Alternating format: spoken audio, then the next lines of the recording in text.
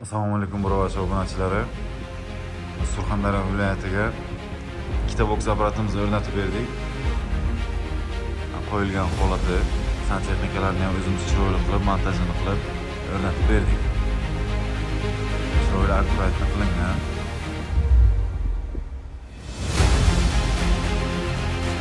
Tip avtomatikamiz ham 7 ta funksiyada bo'ladi. 7 ta funksiyaga 7 xil skoroskka ishlaydi. Bunda ham voda, turbo voda, aktivniy kimyo, nano shampun, pena, vosk hamma funksiyasi bor. Pastayni full apparatlarimizdan biri desa ham bo'ladi. Bunda turetskiy motor, italyanskiy pompa qo'yilgan. Ko'chadagi pul upravlenining holatlarini ko'rsam. Ko'chadagi boksimizni ko'rishdagi holati, upravlenining pul kartochkada yonib turibdi.